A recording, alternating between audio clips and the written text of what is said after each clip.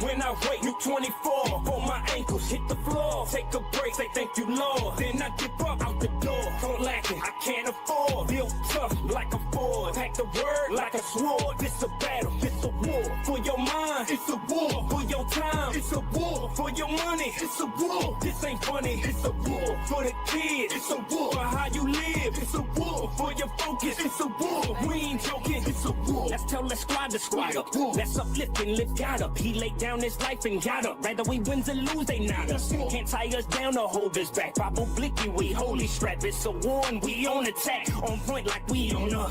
Look, he filling the blanks when I'm feeling so blank. When I sit and I think and I drain on my thoughts like I swim in a tank. And God's on me and I'm pulling my rank. Don't tell me I can't. Like a man with a tank, bro, I'm ready for the war. Though stepping like Morse code. One day he gon' come knock at the door. So better get hit like a torso. When I wake, you 24, before my ankles hit the floor. Take a break, say thank you, Lord. Then I dip up out the door. Don't lack it, I can't afford. Built tough like a Ford. Pack the word like a sword. This a battle, it's a war. For your mind, it's a war. For your time, it's a war. For your money, it's a war. This ain't funny, it's a war. For the kid, it's a war. For how you live, it's a war. For your focus, it's a war. We ain't joking, it's a war.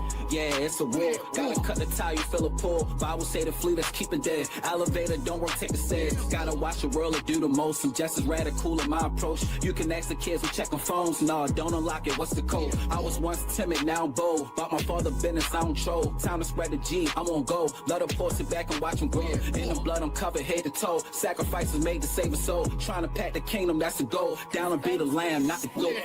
When I wake, you 24, before my ankles hit the floor. Take a break, say thank you, Lord. Then I dip up out the door. Don't lack it, I can't afford. Built tough like a Ford. Pack the word like a sword. This a battle, it's a war. For your mind, it's a war. For your time, it's a war. For your money, it's a war. This ain't funny, it's a war. For the kid, it's a war. For how you live, it's a war. For your focus, it's a war. We ain't joking, it's a war. Fighting with a masquerade, war. The devil I eradicate. I'm a soldier for the Lord above. And for him, I'm a basket case. Now to show I got the sword on me. Time to lock and load, I brought a whole army. Got squad control, we about to shift gears. Bring the Lord near, no more fear. War. And with a Bible verse, I could replace a curse and make a demon hurt. They gon' need a hearse, and I'ma need a shovel to put him in the dirt. And that's the way it works. War. Meeting with the Lord, that's one day. Gotta read more than Sunday. Rather be a victim of the faith than the face of disgrace. I'll be making a mistake. When I wake, you 24, before my ankles hit the floor. Take a break, say thank you, Lord. Then I dip up out the door. Don't lack it, I can't afford. Built tough like a Ford. Pack the word like a sword. This a battle, it's a war. For your mind, it's a war. For your time, it's a war. For your money, it's a war. This ain't funny, it's a war. For the kid, it's a war. For how you live, it's a war. For your focus, it's a war. We ain't joking, it's a war. We're at war. We're at war. We're at war. We're at war. We're at war. We're at war. We're at war. We're at war. Welcome to the Unapologetic Apologists. I am Stelman Smith Jr. and today we're going to be reviewing some debates by Eric Hernandez. Eric Hernandez actually will be joining us very shortly on the show. Very briefly before we get started here, if you are not subscribed on Rumble, go follow there. At the very end, Eric and I will be going to Rumble exclusively to take chats if you have them, go deeper into some topics. But I guess just to get things set up, to jump right in, to kind of set the stage for the different atheists and varieties and flavors of atheism that Eric has been debating and the commentary we're going to give on it, we're actually going to turn to a debate between Rachel Wilson and Brian Shapiro on feminism. Doesn't really make a lot of sense, I know, but stick with me. It will when you see the clip. Just to set the stage, Rachel Wilson was debating Brian Shapiro on whether or not feminism has been good for society. And Rachel, as she always does, was brilliant, brought forth arguments, presented her case. And all Brian Shapiro had was character assassination. Oh, Rachel is a hypocrite because she works and she writes a book and she does these things and she's had past relationships. It was complete nonsense from him, as you would expect from Brian Shapiro, because, well, he's an idiot. So no surprise there. But in this clip particularly, Brian is trying to make the argument, because he has to make everything about Trump and how awful Trump is, that the reason people aren't having kids now, they were discussing the birth rate crisis, the reason people aren't having kids is because the economy is bad. And of course, Rachel Wilson was making the point that the poorest people actually have the most kids, so that's kind of nonsense. And so he was asking her, well, what is the real reason that people aren't having kids? And this isn't the only argument she gives, but this is what she's presenting in the moment. Again, if it doesn't make sense why this is relevant to atheism, we will see. Take a look at the clip here. So what has changed then in materialism. the last... So atheism and materialism. Okay, so you think it's atheism? It's you atheism think it's and because they don't believe in God, and it's that's the reason why because they're they're not having children? prioritizing having stuff Right. and having a career over having a family. So what should we do about that? What do you think? Do you think taking away health care and I think what we should do about that, I'll tell you what we should do about it is what I'm doing right now, what Andrew does all the time, which is explain why atheism is retarded and why you shouldn't hold to secular materialist worldviews that have no grounding, that have no fundamental basis for morality, and lead you into deaths of despair, and lead you into an anti-natalist position where you won't even reproduce yourself. What? So clearly a very funny moment there, and I'm aware going into this, all the sewing circle Protestant Christians are going to get very angry at me, and I am a Protestant, to be clear, but the kind of Western sewing circle Protestant Christians who are going to be offended at that kind of a comment. They're going to be offended at some of the jokes later. They get mad if you say a bad word and all this stuff. And we're going to be addressing that later, why I think that's silly. But this is clearly a very funny moment from Rachel. Again, go watch the debate if you actually want to understand the topic of feminism. Again, Rachel's brilliant about that. But going forward, first person, case in point, for why atheism is retarded, is going to be our friend Matt Dillahunty, who Eric has himself debated in the past. And we're going to look at this clip, and there's a reason for this. Again, we're going to get to why in a little bit. But this is Matt Dillahunty a couple years ago on his show, The Atheist Experience, where it's this big gotcha moment for the Christian that he is talking to, but we're going to show why it's just rhetoric and it doesn't actually make any sense. So here we go. Did your God create hell? Yes or no? She said yes. Yes. Okay. Did your God create the rules of the universe, including the criteria by which souls are judged? Yes. Does anything happen that doesn't go according to your God's will? No.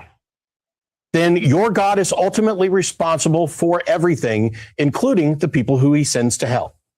That is so messed up. I mean, Yeah, that logic stuff, it's a real pain in the ass, isn't it? It is messed up, ma'am. So this is supposed to be a hilarious gotcha moment. But the logic is actually, when you think about it, when you take a step and think about it, it's really stupid. Okay, it's really stupid. Matt Dillahunty is a child. He's a child who doesn't like the rules of the game, that all you have to really do is behave yourself, and guess what? You'll get a piece of chocolate at the end. And he doesn't want to behave himself, and then he wants to go, so the rules are so unfair. It's ridiculous. Not all of us are Calvinists. Let's just be clear about that. Okay, maybe he might don't necessarily want to go down that entire road, but just to let Matt Dillahunty know, he might not even know what that word means, Calvinist. He probably doesn't understand different sects and different denominations. But the reality is, here he's saying, well, God, it's God's fault anyone goes to hell because God set up the rules of the universe. Oh, you mean like the rules that Jesus came and died for everyone? You mean the rules that you don't even have to be a perfect person? You can just kind of believe on Jesus and you can get into heaven? You mean those rules? And the fact that he gave you free will and you choose to spit on him? That's somehow God's fault. And this gets back to what we were talking about last show when I had Tim Howard on, and we were talking about how people love to gaslight God, atheists love gaslighting God. That's all he's doing here. Okay, the rules of the universe are everyone can get to heaven. Everyone. And it's really easy. And then some people want to spit in God's face and say it's his fault. So, again, Matt Dillahunty is number one case in point and why atheism is retarded. So if you haven't figured it out, we may be playing that on like a morphine drip today. But I want to get to the second thing here with Matt Dillahunty, because this kind of also demonstrates that he's also just he can dish it out, but he can't take it. And this will lead us into discussing why it's silly when the Sewing Circle Christians get mad about this kind of rhetoric here. This was him. He debated Andrew Wilson. And this was I think you could look at this as a moment that really helped Andrew blow up quite a bit. And this is the famous debate where Andrew Wilson causes Matt Dillahunty to rage quit. And Andrew did something that a lot of people haven't done to Matt Dillahunty. And what he did was he mirrored Matt Dillahunty to Matt Dillahunty, and Matt Dillahunty couldn't take it. And he was forced to quit. So this debate was supposed to be secular humanism versus Christianity, which is better for society. And I'm going to show you one of the stronger points in Andrew's opening, which actually came after Matt's. We're going to go back to Matt's after we play Andrew's. This is just a portion of what he said and the strength in his rhetoric. Again, Sewing Circle Christian's going to be mad about it. I don't care. But this is one of the things that caused Matt Dillahunty to rage quit here. Let's start with a basic societal question recently asked of the West, who has now embraced a scientific and non-theistic approach to governing. Super basic question every kindergartner knows. If you don't believe me, go watch Kindergarten Cop. The question posed to the Western nation is, can a man be a woman? All right? To the question of if a man can be a woman, they say the answer is yes. And the way we will decree they can be a woman is by simply saying that woman now means male. Problem solved. Thank you, secular humanists. Thank you so much. Nope, not kidding. Why, you ask, would people be this over the top stupid? Well, it's simple. The good is the good, man. We have to do what's good for human society and human flourishing. And if you don't call these deranged lunatics something they obviously aren't, they might self-terminate. So in order to avoid that, we need to make everybody on planet Earth lie to them. So there's a moment. That's what causes Matt Dillahunty to rage quit. In particular, is that comment. But here's the thing. Matt Dillahunty is completely hypocritical about this. We'll see this when Matt Dillahunty actually does the rage quit. And he says, well, I brought arguments and all Andrew has his character assassination. But we're actually going to go back here and see that in Matt Dillahunty's opening, it was rhetoric and going after people. So give me one moment here to pull this up.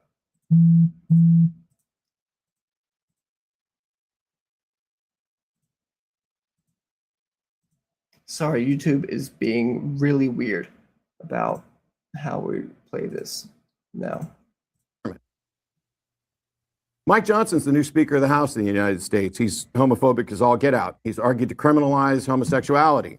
Homosexualities, by the way, are U.S. citizens with specific rights that he wants to take away. Moreover, he advocates for gay conversion therapy, which is unscientific and torturous because. And he's just going to go on like this for a while. But you see there, he's going to demonize his opponents as homophobic. But as soon as Andrew does the same thing to him, what happens? Matt Dillahunty gets upset and rage quits. And instead of taking a look at that, you can go watch that debate yourself. But here's the reality, okay?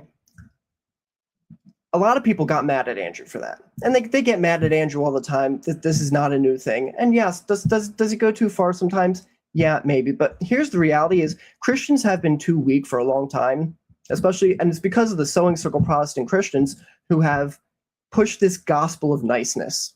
That you have to be nice all the time, and you have to be kind all the time. You can't ever say a bad word. You can't ever be mean to people. And it's like they've never read Paul when he argued with people, or Jesus when he went after the Pharisees. Okay? And I get it in the 21st century in English, when Jesus calls them a fool, it doesn't sound that particularly strong. But if you actually look at that language and in that context, at minimum, Jesus was calling him a dumbass. Okay, this is the reality. So this idea that we can't use rhetoric and we can't go after our opponents, it's silly. Now, you can't go too far with it. Okay, just like people will abuse Jesus's kindness and say you have to be nice all the time. Yeah, people abuse the Matthew 23 Jesus too and use that as an excuse to be a jerk all the time. That's not okay either. But the reality is there is a time for harshness. There is a time for that. Okay, this is why Andrew Wilson says niceness isn't a Christian virtue. Okay, the distinction between niceness and kindness. Kindness is, but sometimes it's kind not to be nice. Okay, and especially if you look at the kinds of people Jesus was going after, it wasn't just the average person on the street. He was pretty kind to them, but it was the Pharisees. It was the people in a position where they were misleading other people. So a guy like Matt Dillahunty, who has a lot of followers, yeah, he's the kind of guy that Andrew Wilson can go after and take down with rhetoric. That's appropriate. And even Nate Sala over on Wise Disciple, who I really like, by the way, and I'm not trying to trash talk him, denounced Andrew for doing this and said, well, it should have happened to Matt Dillahunty, but a Christian shouldn't have done it. And that doesn't make sense to me. It's something that should have happened, meaning it's a good thing, but a Christian shouldn't have done it. A Christian shouldn't have done a good thing. No, what Andrew did in that debate was a perfect example of answer a fool according to his folly, right? You have these two verses next to each other. Don't answer a fool according to his folly, answer a fool according to his folly. And, layman atheists like to say that that is a contradiction, but the qualifier attached to each of those is what's important. When you don't answer a fool according to his folly, it's so that you don't be like him. So don't actually be like the atheist. Don't be a jerk. Don't just go after everybody. But you do answer a fool according to his folly, lest he be wise in his own eyes. This is a perfect example of it. Andrew just mirrored Matt Dillahunty right back to him, and he couldn't take it. So, again, Matt Dillahunty, thank you for being the first person here to, again, demonstrate to us why atheism is retarded. So there you go. Now I would love to get to my guest. He is joining us. He is the author of The Lazy Approach to Evangelism. Everyone, please welcome Eric Hernandez.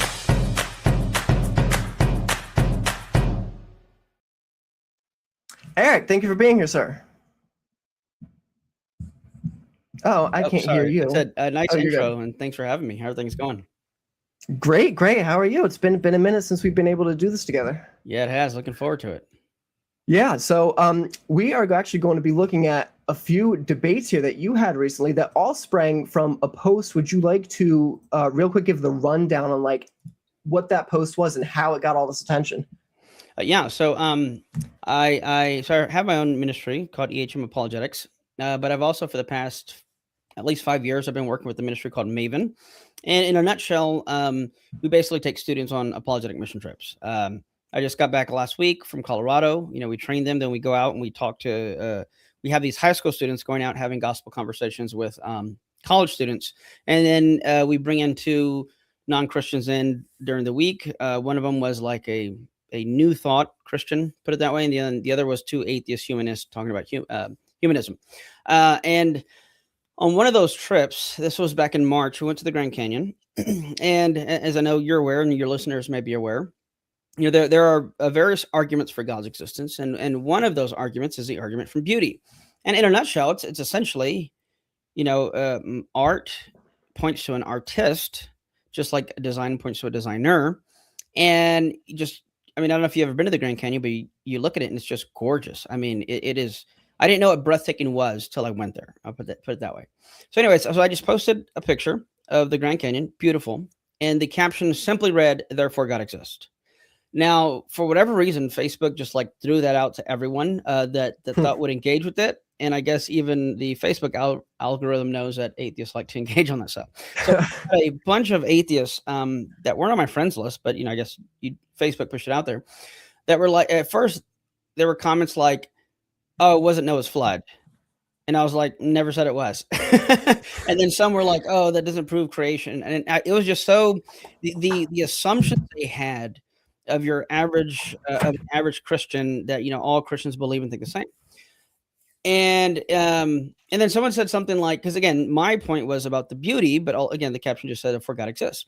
And someone said, "No, have you heard of erosion?" I said, "Yep, heard of erosion, but have painters heard of paint?"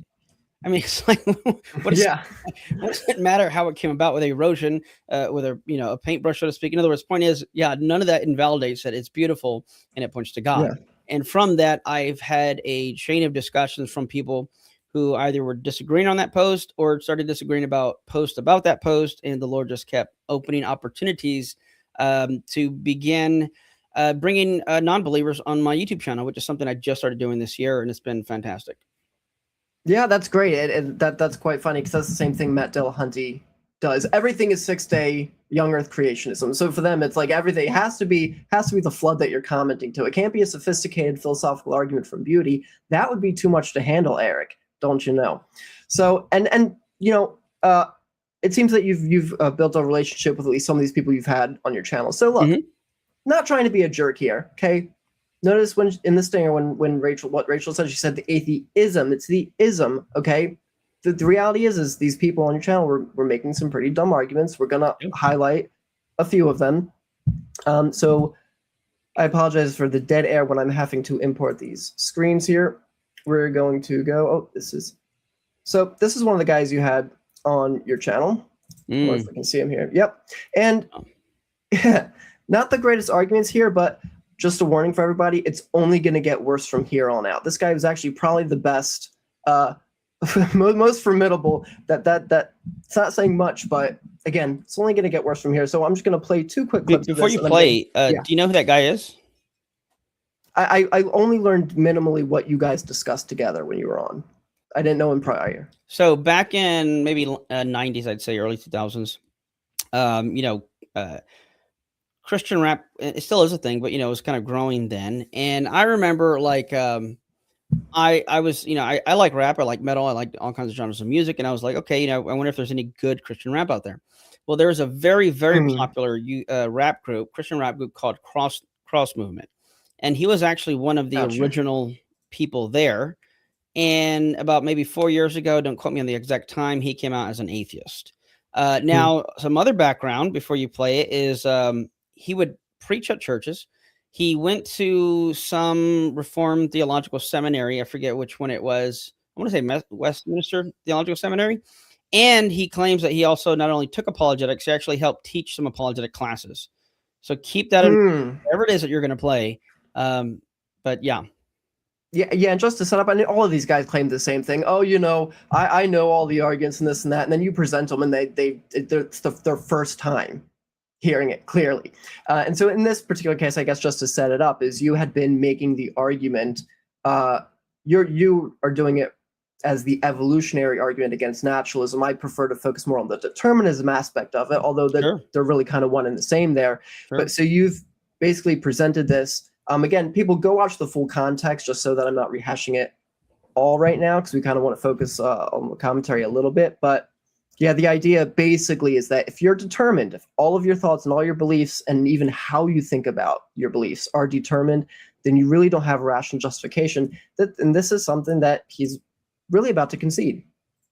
In the same way, we don't know why we have this drive to live, but we're driven. But the fact that I'm driven and I don't know what's driving me, this is where I think Christians often talk about the atheists dancing to the tune of their biology. That could very well be what we are and what we are doing. We're dancing to the tune of our biology. Dawkins said that, yeah. Right. But if that's the case, I can't do anything but dance. Like the music is playing and I'm dancing. My hunger pains come and I'm going to feed myself. And something in here has developed to allow me to find the best ways to do that. So notice what he did there. He conceded it. He said, all I can do is dance, but then he smuggles in this libertarian freedom. There's something that allows me to just figure out the best way. But you don't get that. If everything's determined, you can't just smuggle in the free will there. Right. So as I look for the next clip, if you want to add anything to that. So for those listening who may not be familiar with determinism, as I say in that video with Brady and other my interactions, which you can go on my YouTube and just click like the live button, see all the live streams I've done with non-believers. So determinism is that all your thoughts, beliefs, actions, desires, everything is causally determined by external factors beyond your control. Simplest way to think about it is like dominoes falling. Why did the 100th domino fall? Well, because the 99th domino pushed it over. Why did the 99th fall? Because of the 98th. And so everything that happens, including your beliefs and desires, is all causally determined. You can't do otherwise. That's determinism. So yes, you're right. Good point that he did concede that if all you can do is quote unquote dance, well, replace dance with anything. Replace dance with murder. Replace dance with robbing banks. Replace dance with whatever it is. And at the end of the day, well, you're just dancing to the tune of your DNA, because there is no freedom of the will where you're the first mover to make any kind of decision like that. Yep. And here's the second clip where it's I believe that it's more of the same idea here. I guess if I could ask, do you feel that you freely came to be an atheist? Not really. No, I think I was presented with certain information, and based on that information, I could only be an atheist. So are you saying you're determined to be an atheist? Like causally determined? I don't know about well, yes, determined in the sense of I could get more information tomorrow and be a theist, but based on the information that I have now, I'm an atheist. I was a theist based on the information that I had. I think we're slaves to the data that we have access to. And so here this is kind of just like a waffling and kind of an equivocation. He's like, it's not clear what he's saying when he says, well, if I have the information I have now, I have no choice but to be an atheist. It's kind of not clear. It's kind of an equivocation of like, well, are you saying you're determined, or is it just like me, I can't help but be I can't make myself be a flat earther, right? Like I know I have free will, but I can't make myself be a flat earther given that I know how silly it is. So I think what he's just I think what he's doing there is it's kind of just an equivocation to kind of get out of the consequences of the argument you're presenting. Yeah, no, right. And I don't even, and I want to be, of course, charitable and fair. I'm not even sure he realizes that because I don't think he's thought deeply enough about these. And I don't say it as a jab to him, but as I said earlier, he was a Christian. He was a minister. He claims to have taught apologetic classes. Those kind of little mistakes, to me, is telling. Maybe he was great at it, and then he just hadn't used it in so long he forgot about it. Again, just trying to be charitable. But at the end of the day, right, it sounds very much like equivocation, as if he had to and had no choice. But yeah, it is a bit cryptic, if you will. Yeah. And so to be clear, I'm not doing this to be offensive to that guy, but it's just part of the theme of our episode. This is just another reason why atheism is retarded. So again, it's only going to get worse from here. So you debated this next guy, Troy Stobar. Is that how you say his name? Something like that. Stolberg. Yeah.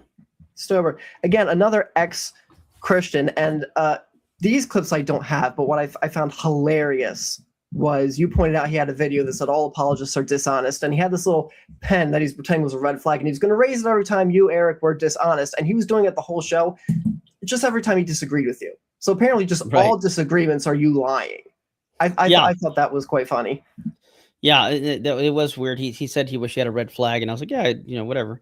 And this is another example, and this seems to be a theme here, where you have someone who claims to have been a Christian, and just because they were a Christian for X amount of years, Troy told me in the video, and I have some shorts on my channel from that debate, that he was a Christian for 50 years, and he familiarized himself with the arguments, and then his accusation was that apologists are dishonest because they should know better and they should know the counter arguments. And if you know the counter arguments, then you automatically know that none of the arguments for God work, allegedly. So we're either dishonest or we're lying or we're just ignorant and fill in the blank. Yeah. Yeah. As if it couldn't possibly be the case that you've just seen the counter arguments and they're just not good. Right. Like that couldn't possibly be the case. Gosh, and what a cop out of having to actually present the counter arguments too. If I just said that to an atheist, there's clearly counter arguments to everything you're saying, and so you're lying to me. Yeah, good point. Yeah, it's quite silly. But what I am going to highlight is where he blatantly contradicts himself, and he doesn't even realize it. And so I actually have like 4 of these clips. I don't know if I'm going to play every single one of them, but I counted, I only pulled 4 of them. I counted no less than 11 times throughout your entire discussion, where he was making the point that, well, actually, this apologetics is just philosophical minutia. It's a waste of time because God could really just skip it all and reveal himself to me directly. Right. God could just, and he even used the example. He says, God could just bing it into my head that he exists. We shouldn't do this. But again, I'm going to let him speak for himself here. I will say that part of the reason I accuse some apologists of being dishonest is because the center square of the bingo card when it comes to apologist dishonesty is intentionally misrepresenting atheism. And so I'm interested in finding out what your response is to my definition of myself as an atheist. But the answer to why I'm an atheist is because I have not heard good enough reasons or been presented with good enough evidence to believe. Yeah. So if there is a God, I wouldn't mind if he showed up. I would appreciate if he didn't send Eric Hernandez to tell me about himself. I mean, if he just all he has to do, and this is part of the reason why I don't even feel the apology is anything more than trivia. It is all unnecessary. I think you may have heard one of my references about rearranging furniture on the deck of the Titanic. It's really philosophical minutia, and I appreciate all of the arguments and all of the passion that goes into the apologia, but it would all be solved for everybody very quickly if the God, for example, of the Bible exists, who's all powerful, because in just one very quick, easy, I mean, you're aware of this, right? Like it could be just like that. And he would make himself known to everybody. Everybody would have a choice to believe her, undercutting defeater. My question would be what I referred to at the beginning of our conversation, which is why would we have to all be experts in philosophy when the answer could be obviated? Like that whole what I would call philosophical minutia, no offense, but that's like stuff that is rearranging furniture on the deck of the Titanic. You think logic is rearranging furniture? No, I think philosophical minutia, because again, I have a higher education. How would you define philosophical minutia? I have a higher education, and I think about things, and I look into things, and I try to read things, and I try to experience things. And if I'm having a hard time following you and accepting all those things, all the dots that you connected, I feel like if there was a loving God and God cared about me, he wouldn't make me get a PhD in philosophy to believe in him. He would. So if God really wanted me to believe, he wouldn't send me Eric. He wouldn't send me the Bible. He would just show up, or he would just go ting in my head. And we've already gone over that. Yeah, but that's love. Yeah, so just ting in my head. He wouldn't expect me to. Sorry, there, took you off screen. Ting in my head. Magically, God would reveal himself. Would skip the arguments, and I'm going to play the next clip where he blatantly contradicts himself there. But I want to give you the opportunity to comment on kind of what we played so far, because I know it was a lot. Yeah. So as I said in my discussion, I mean, even some stuff I didn't say, I'll start with that. Is like, because I think Richard Dawkins was asked something like this, and other atheists have too, when they say, "Oh, God just needs to show up," and it's like, well, how would you not write that off as a hallucination? How would you not just say, "Oh, that was just my brain playing tricks on me"? It's as if, oh, just show me the evidence and boom, I'll be convinced. Because I would say, no, that's not always the case. And one thing I brought up in my discussion with him is I said, do you think there's enough evidence, sufficient evidence to clearly show the world is round, the world is round? He said, yes. And I said, well, then why are there still flat earthers? He goes, well, because they don't want to accept the evidence. I'm like, right. Thank you. Yes and amen. So yeah, and then we went over hiddenness, and I want to go deeply into that because I don't know what clip you're going to play next, but there are responses to hiddenness, and most of all, the Bible says that God is a God who hides. So if something is used as a complaint when against Christianity, against the truth of Christianity, when in reality that complaint is actually what Christianity predicts it expects, hiddenness, I don't see how it could be used as an argument against it. Yeah, that's really good. Ryan Mullins is actually going to be with me, and July. We're going to be going after Alex O'Connor because he makes a lot of arguments that are supposed to be internal critiques, and I'm just like, well, if you just would read the Bible, that the Bible predicts that would be the case. So Right. you can't really just say this is a problem. And yeah, I also love his comment there. If he has a higher education, so if he's not understanding what you're saying, Eric, it's because it doesn't make any sense. It's because you're just tossing word salads together to try to trick people. That's part of the dishonesty, don't you know? But anyway, Yeah. I want to get to this next clip right here because I don't think he realizes how badly he contradicts everything he just said. Because remember, just to reiterate, the point is, if God really exists and wants us to believe, we don't need to bother with arguments, don't bother with evidence. It's all philosophical minutia. God just needs to ping it into our heads. And yet, let's listen to what he says right here. Instant. So let's talk about that. Do you believe in an all-powerful, all-knowing, all-loving God? Yep.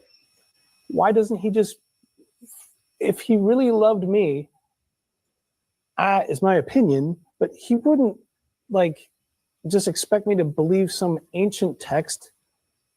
I can't, that's disrespectful. That's disrespectful to my intellect. It's disrespectful to his intellect if God expects him to just believe something. So he just usurped everything he just said. God is sending him Eric Hernandez. He's giving him philosophical arguments. He's giving him apologetics to respect his intellect so he doesn't have to just believe something.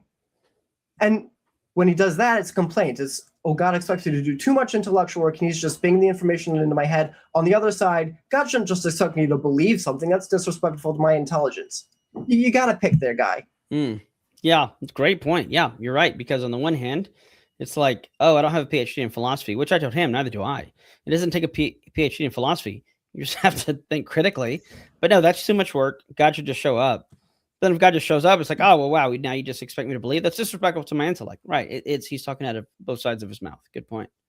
Yeah, so Troy Stober, thank you for being our third example for why atheism is retarded. So this fourth debate, actually, so I didn't pull any clips from it. I'm going to put the thumbnail up here so people can go watch it. It was hard to find a clip where he concisely said outright what's going to be my main criticism. It kind of was like over the span of a little bit minutes, couple minutes, he was like dropping a little bit pieces of it here. But just in case anybody thinks that I'm misrepresenting him, go watch it for yourself after you guys get through all the arguments. And he's a very respectful guy, so not to pick on him. But what it really came down to for him, again, go watch it for yourself so you don't think I'm misrepresenting, was that, well, the evidence at the end of the day doesn't really matter because you, Eric, as the Christian, have such a high burden of proof that really can't ultimately ever be met because what Christianity is used to do is push political agendas. It's used to try to get creationism in schools. It's used to push conservative ideas. And the atheist position doesn't have a burden of proof because, well, they're not trying to do any of that, which is one of the most ridiculous things I ever heard, as if there isn't a strong atheist liberal political agenda trying to get pushed. We're all trying to push our ideas forward in culture. We all want to do it. And as you pointed out in the discussion, is that's separate, though, from just the idea of, is it true? Let's just ask the question, is it true, and what's the evidence for it, and stand on that. Yeah, that's right. So real quick, I got to import the screen here for the last discussion. This was the funniest one because I was watching this debate today, and I found 3 separate segments I wanted to pull from because they all kind of align with the same idea of how ridiculous the idea was. And so I pulled all 3 timestamps, and then when I went on YouTube today to set it up for StreamYard, you had already put all 3 of them together in a YouTube short, and so it was perfect. So I'm just going to be able to play that short. Nice. But to set it up for people need to watch you and watch how you debate because it's so brilliant. Because in the first part of this conversation, what he's saying sounds so sophisticated. Like he clearly has a knowledge of the history of philosophy and different thinkers and things like that. So he was putting forth ideas that sounded very intelligent, and all you had to do was ask a couple of probing questions to point out the absurdity of it. And so we're going to pull that one in right now. Do you believe minds exist? No, our mind does not exist. Our mind is just activity. Minds don't exist. No, minds don't exist. No. Because I don't see consciousness as an existent either. Consciousness is cognitive activity. It's just the normalization of cognitive activity. You don't think consciousness exists? No, I don't. You believe that? If I believe that? Yeah. It's a propositional attitude. Right, which is a mental state, which requires a mind, which is a conscious state. No, it does not require a mind. That's question begging again. You're presupposing a mind exists. No, so this is wild to me. To deny consciousness exists is to deny beliefs exist. But then you're going to have to make the self-defeating statement that I believe beliefs do not exist, which is self-defeating. No, it's not self-defeating. It's not self-defeating to say that you believe that beliefs don't exist? To say that I believe that beliefs don't exist? Yeah. It's not self-defeating because beliefs are not things that exist. How is it self-defeating? To say that you believe that beliefs don't exist, that is self-defeating. Deer in the headlights there. I love that. After you get right to the end of it, and he is just a deer in the headlights. That was hilarious for me.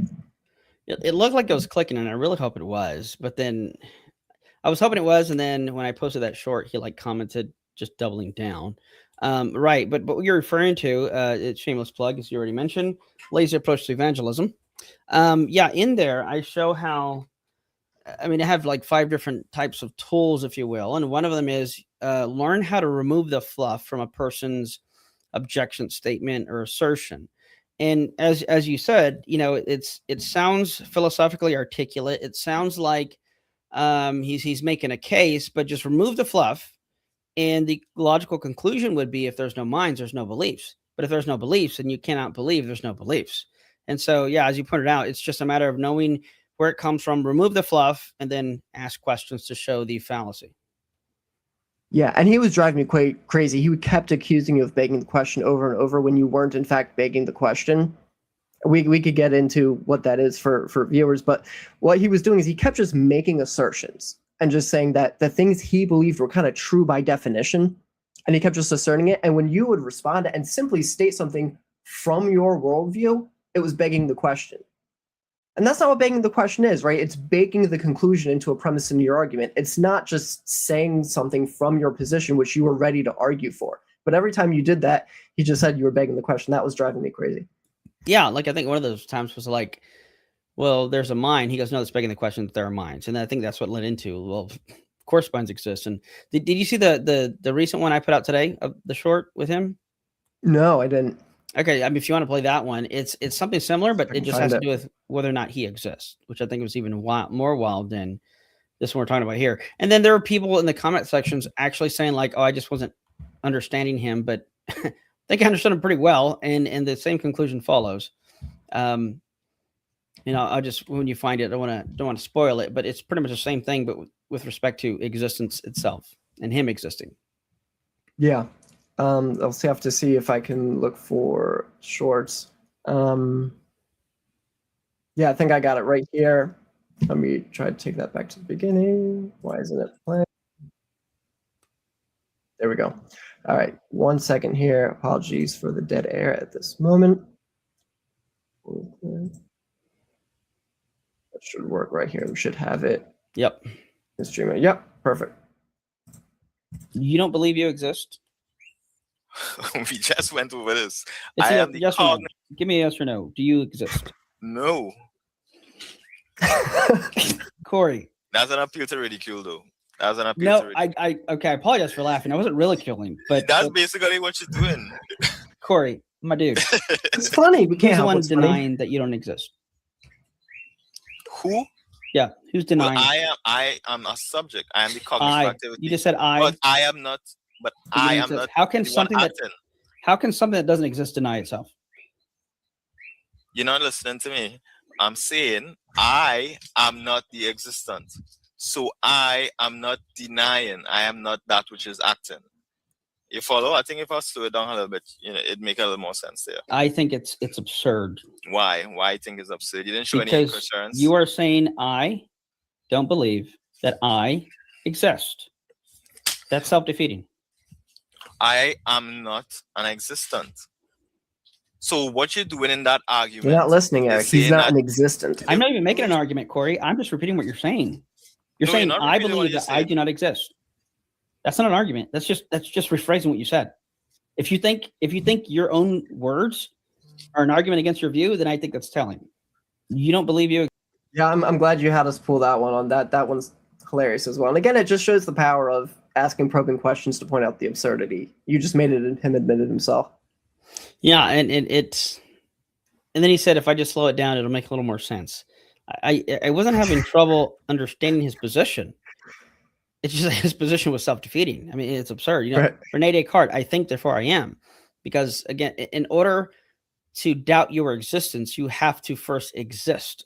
Because when you're doubting, you're thinking, and if you're thinking, well, you have to exist. A non-existent thing doesn't think. Yeah, that was brilliant. And again, our last case today, at least for why atheism is retarded. Yeah, so again, we're going to be leaning on this channel in case people are interested in the direction of focusing more on the rhetoric side of things, because we've discussed a lot about intellectual ideas, and there are a lot of great Christian apologetic channels out there for that. I've had a lot of people who are beginners to apologetics come to my channel and say a lot of the stuff is over their head. But there are a lot of good resources where you can go. It's one thing, though, to have intellectual answers to objections and things. But when for the average Christian, when you're talking to your friends or your coworkers who might be atheists, you're going to be running into Matt Dillahunties. You're going to be running into people like this. You need to be trained in rhetoric. And you, for years, have been a great example of how not to be a jerk, but how to be a no-nonsense guy. You don't have to just take everything on the chin and feel like you have to respond in the most intellectual way. Sometimes people are saying stupid things, and it's okay to call them out for being stupid. Yeah, it's okay. It doesn't make you a bad Christian. Again, don't use Matthew 23 Jesus to excuse you being a jerk, but don't use kind Jesus to let people trample on you over the time. Just pray for wisdom and discernment to know how to respond, and just ready yourself, yes, with the intellectual tools, but also the rhetorical tools. They're important, and they don't make you a bad person. But one last thing that I kind of decided to pull last minute, because as great as Eric is, there was one circumstance where you were defeated by an atheist. Only one. And I can't help it. And this, for the sake of transparency, I have to point it out here. So the reason I did that is because you have uploaded debates yourself that you've had with Aaron Ross, Skylar Fiction, and so you've already been destroyed on this topic by Matt Dillahunty, for example. So, the goal on you to have so little self-awareness that you would upload that. Yeah, so only time we debated Maxwell Yates. He looks familiar. So, I don't know. I can't quite put my finger on who that he looks that like guy. He needs some muscle on him. Well, he's been training. That was years ago. He's been training. Thank you very much, and been getting really cool Yates. tattoos. Nice. Oh yeah, he does. And also, I guess that would be a good time to promote my second YouTube channel, Stellman McGuire, where you can see me. I'm a pro wrestler. You can see a lot of my wrestling videos. I actually just recently defended my cruiserweight championship successfully. I might add, that video will be coming nice soon. And yeah, we are going to end here just on YouTube. We are going to Rumble, where that is going to be the place where we take chats if you have them. And we're going to be diving a little bit deeper into things. So that'll be the deeper end of the pool. On YouTube, we're going to focus a lot more on the rhetoric stuff for beginner level Christians. On Rumble, we're going to be getting to complicated stuff. But for YouTube, again, the lazy approach to evangelism. Eric Hernandez, thank you for joining me here on YouTube. Stick around. Everybody go to Rumble. And for now, that is it for YouTube. See you on Rumble. Oh, link is in the description.